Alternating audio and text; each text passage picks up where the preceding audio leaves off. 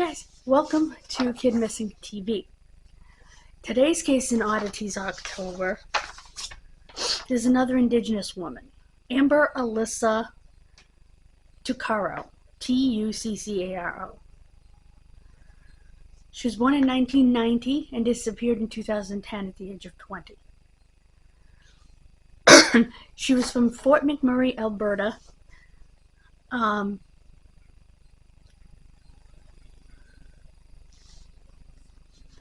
And her remains were found, she was reportedly last seen in Edmonton hitchhiking with an unidentified man. Her remains were found in 2012, and her case is still unsolved. The RCMP, or Royal Canadian Mounted Police, investigation was, of course, sharply criticized because she was an Indigenous woman.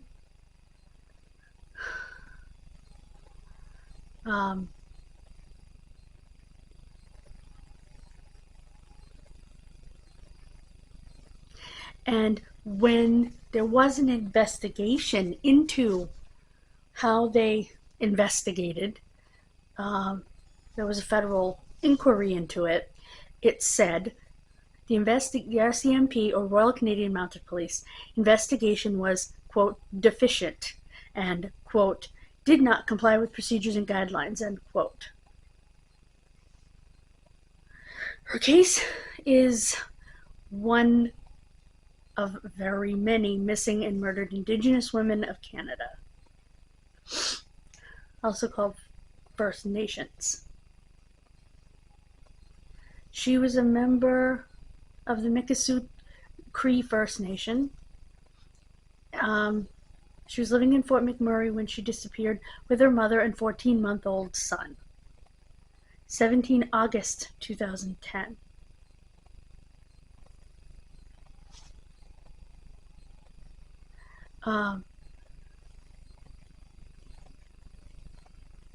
She flew to Edmonton for a vacation with a female friend and her little boy. They booked a hotel in the town of Nisku, Nisku.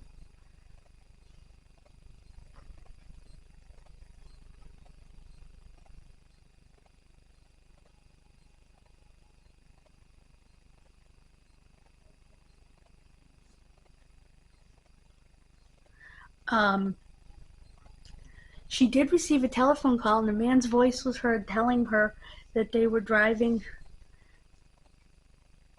east on a back road toward Edmonton. Police believe the man actually drove south into rural Ladue County.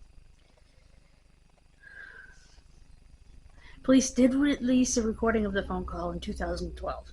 I did not find that in my research.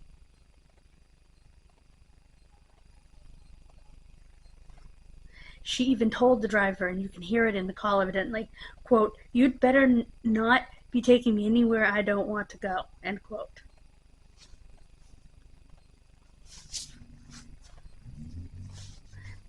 They really want the assistance of the public to identify the voice of the driver.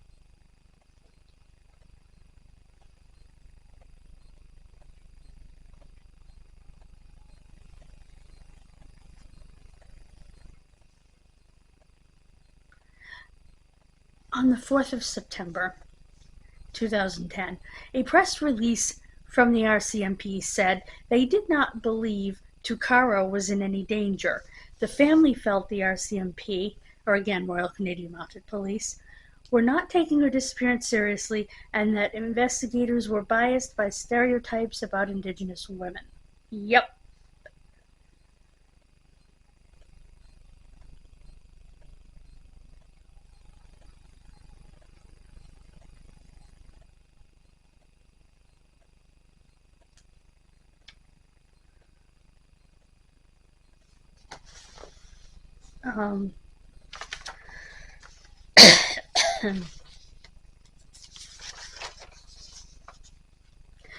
As a matter of fact, the commission that oversees the RCMP actually released a 120-page report when the family went to them, because the police said to her brother, They said, oh, we waited a year to release the tape. Excuse me?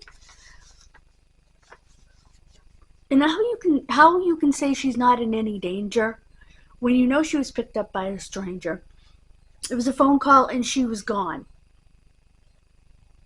Last I checked, there's a couple of words that describe that scenario: abduction, kidnapping.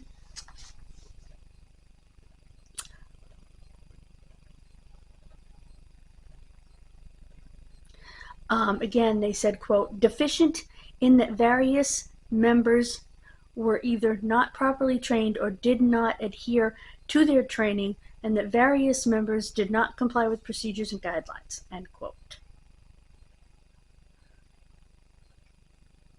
And they didn't bother to even investigate for a month, saying she was probably out partying. And the commission said all of this was unreasonable and unexplained, quote unquote.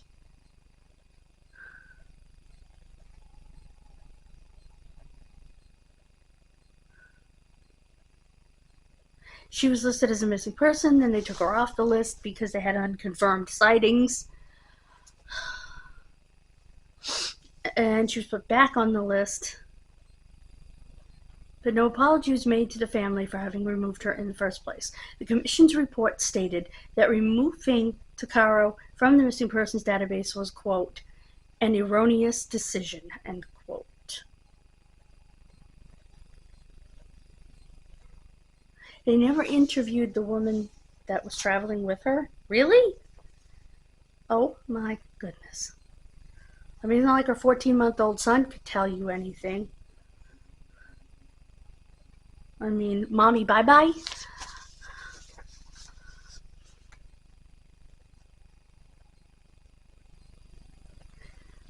Wonderful. They destroyed her suitcase and all of her belongings after recovering it from the hotel room.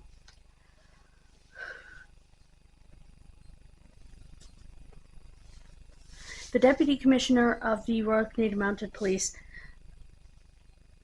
Curtis Zablocki, Zablocki, apologized to the family 11 months after the report was released on the 25th of July, 2019, and said the RCMP's investigation, quote, was not our best work, end quote. The family rejected his apology. Well, that is the understatement of the last 3 centuries. She was 20 years old.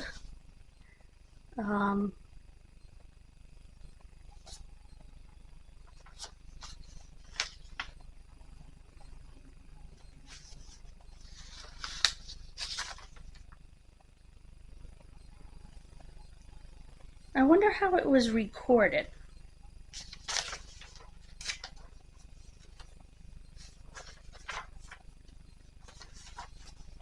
Oh, actually, he apologized in 2014. I don't have a phone number, unfortunately. But you can call the Alberta Royal Canadian Mounted Police.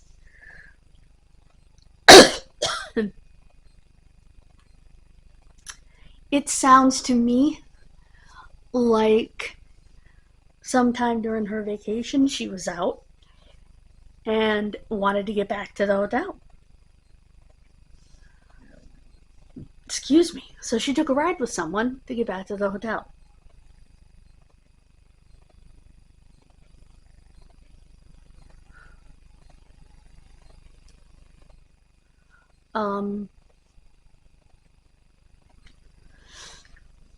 To get back to her friend and her son. How they got separated, I don't know, but they probably went out separately at times to watch the baby, which is a good thing, you know, responsibility. And I mean, she could have just as easily left the baby with her mother and gone on vacation with her girlfriend, but she didn't, you know. I don't know what makes me angrier, this case or the last case that we did. There was also a Cree Indigenous woman from Western Canada. it just boils my blood. And again, I said this in the other one and I'll say it again. Even if I didn't have a drop of Canadian First Nations in me, which I do, it would still boil my blood as a human being.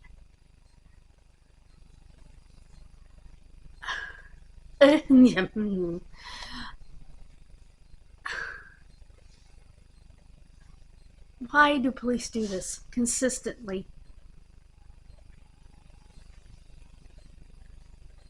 I have seen police in New York say that a 9-year-old was a runaway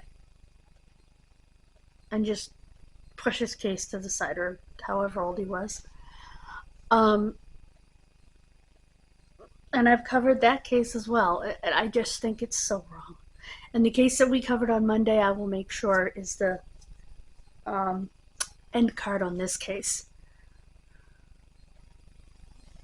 And of course, we covered the case of the murder and the subsequent movie that was made. Hasn't changed much since then. About how they treat First Nations people. Like I said, their children were literally at one point, I think in the 60s and 70s, taken away from a large number of them and put into white schools to teach them to be white, which is utterly ridiculous. But anyway,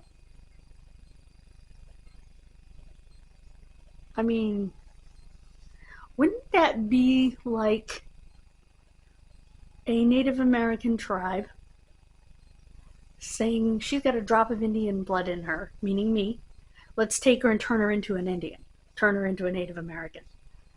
It doesn't work that way. Any more than it works that way for the white man to do that to the Indian. No, that's just my opinion.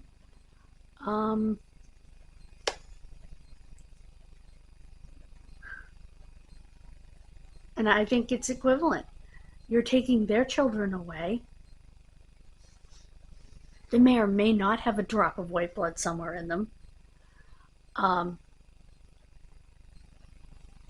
What would be the difference if they found kids like me who have a drop of Indian blood and took them to the reservation and tried to teach them how to be an Indian, a Native American, First Nations, sorry.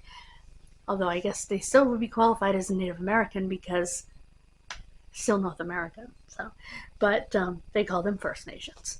And you would think with a name like First Nations, to me, that always screamed respect, but I guess not. So,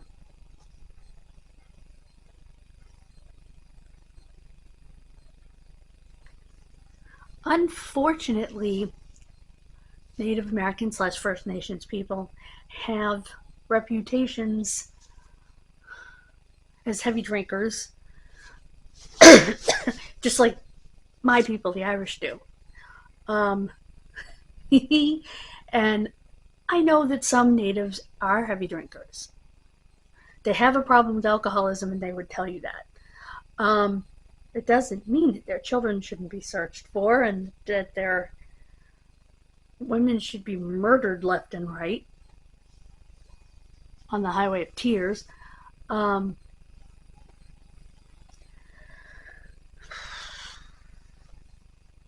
Which is in British Columbia.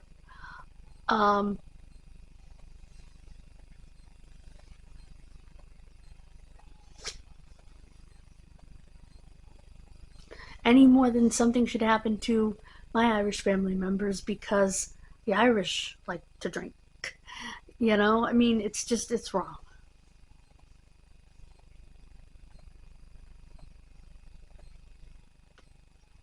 The whole thing is wrong. The commission wrote this 120-page report, which would be interesting to read. I don't know if it's out there anywhere, but I'll try to find it. If I can find it, I'll link it for you. I'm also going to try to find that recording of the call to link that for you as well. Because I know I have Canadian viewers. Hi, Kat. Maybe you'll recognize, you know?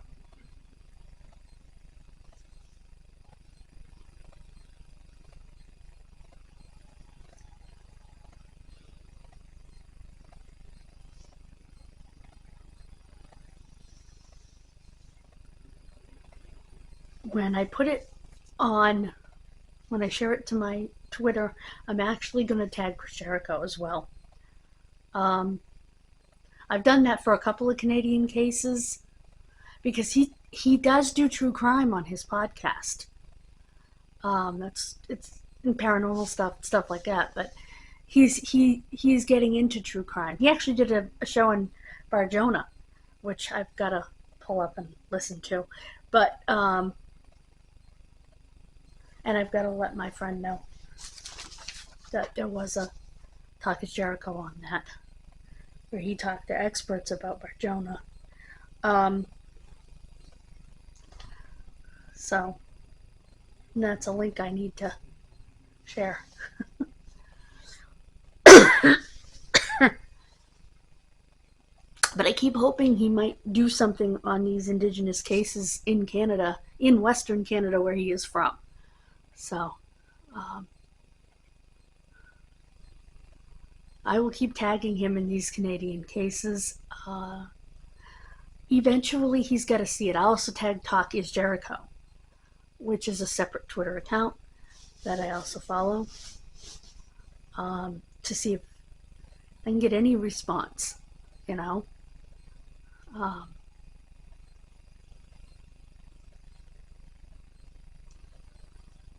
Maybe if I tag him enough in my Canadian cases, his people might reach out to me and say, you want to come on and talk about these cases? Hell yeah, you know. So, but maybe not. Maybe he'll just do something about, you know, on these cases. So that would be great. He has millions of followers on Twitter, Instagram, Talk is Jericho. So he definitely is a voice that could be used for the voiceless. And he's starting to do that. Like I said, he's starting to do some true crime. So, and some paranormal stuff, you know. It's all stuff that interests him.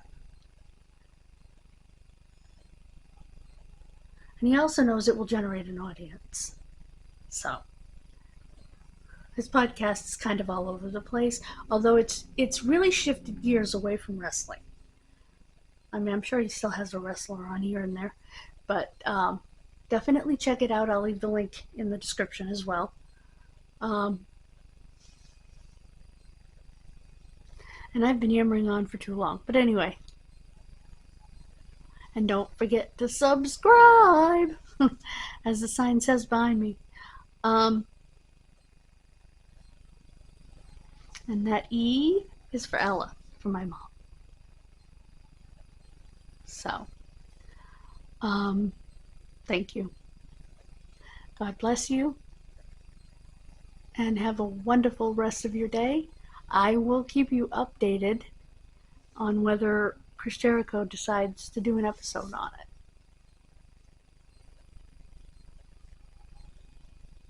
On any of these cases. The Highway of Tears even. He just has so much reach. And he's from Western Canada. So,